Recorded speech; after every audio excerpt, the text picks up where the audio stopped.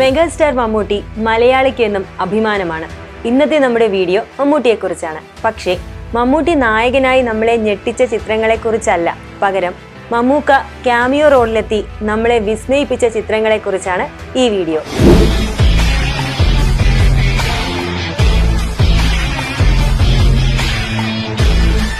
ഓസ്ലർ നിങ്ങൾ പ്രണയിച്ചിട്ടുണ്ടോ എന്ന് ചോദിച്ച് മമ്മൂട്ടി നമ്മളെയെല്ലാം ഞെട്ടിച്ചിട്ട് അധിക കാലമായില്ല. അതുകൊണ്ട് തന്നെ നമുക്ക് ഓസ്ലർ എന്ന ചിത്രത്തിൽ നിന്ന് തന്നെ തുടങ്ങാം. വീഡിയോയിലേക്ക് കടക്കും മുൻപ് നിങ്ങളുടെ ചാനൽ ആദ്യമായാണ് കാണുന്നതെങ്കിൽ ഒന്ന് സബ്സ്ക്രൈബ് ചെയ്യാൻ മറക്കരുത്.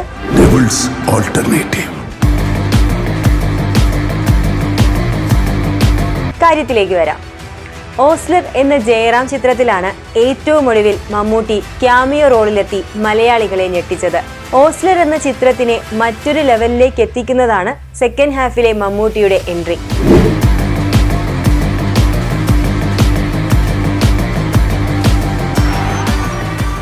മിഥുൻ മാനുവൽ തോമസ് സംവിധാനം ചെയ്ത ചിത്രത്തിൽ അലക്സാണ്ടർ എന്ന റോളിലാണ് മമ്മൂക്ക എത്തിയത്. ആദ്യം മമ്മൂട്ടിയുടെ എൻട്രി സസ്പെൻസായി മിഥുൻ കാത്തു സൂക്ഷിച്ചെങ്കിലും വളരെ പെട്ടെന്ന് തന്നെ മമ്മൂട്ടിയുടെ ഗസ്റ്റ് അപ്പിയറൻസ് ചർച്ചയായി മാറി. മാരാറിരിക്കുന്ന തട്ട് താഴ്ന്നു തന്നെ ഇരിക്കും.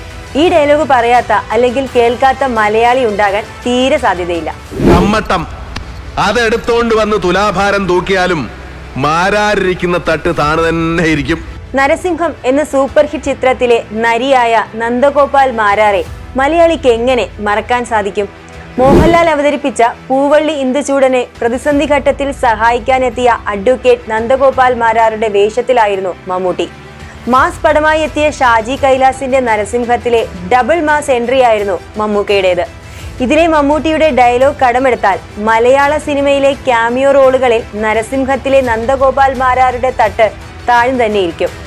നരസിംഹത്തിനായി ശമ്പളം വാങ്ങാതെയാണ് അന്ന് മമ്മൂട്ടി അഭിനയിച്ചത്. ഷാജി കൈലാസ് നരസിംഹത്തിനു ശേഷം സംവിധാനം ചെയ്ത വല്യേട്ടനിൽ മമ്മൂട്ടിയായിരുന്നു നായകൻ. അന്ന് വല്യേട്ടൻ റിലീസാകും മുൻപ് മോഹൻലാൽ സിനിമയിൽ ക്യാമിയോ റോളിൽ എത്തുമെന്നുള്ള റൂമറുകളും വന്നിരുന്നു. മമ്മൂട്ടിയുടെ കരിയറിലെ മറ്റൊരു പ്രധാനപ്പെട്ട ക്യാമിയോ റോളാണ് ശ്രീനിവാസൻ ചിത്രമായ കഥ പറയുമ്പോൾ. സൂപ്പർ സ്റ്റാർ അശോക് രാജായി സിനിമയുടെ മുഴുവൻ ക്രെഡിറ്റും മമ്മൂട്ടി സ്വന്തമാക്കുകയും ചെയ്തു. കടുക്കനൂരി വിറ്റ് തന്നെ അഭിനയം പഠിപ്പിക്കാൻ മദ്രാസിലേക്ക് പറഞ്ഞയച്ച കൂട്ടുകാരനെ കുറിച്ച് തൊണ്ടയിടറി അശോക് രാജ് പറയുമ്പോൾ ഇപ്പോഴും പലരുടെയും കണ്ണ് നിറയാറുണ്ട്.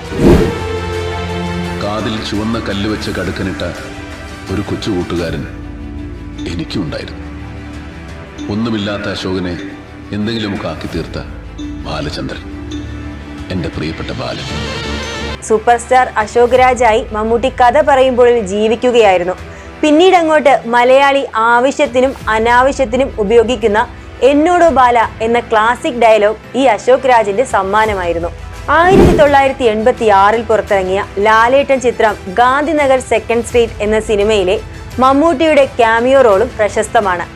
സീമ ചെയ്ത നിർമ്മല എന്ന മുഴുനീള കഥാപാത്രത്തിന്റെ ഭർത്താവായ ബാലചന്ദ്രനായി ക്ലൈമാക്സിലാണ് മമ്മൂട്ടി ചിത്രത്തിലെത്തുന്നത്. നിന്നോട് ചോദിച്ചില്ല, നീ എന്റെ ഭാര്യയും തമ്മിൽ എന്താടാ ബന്ധം?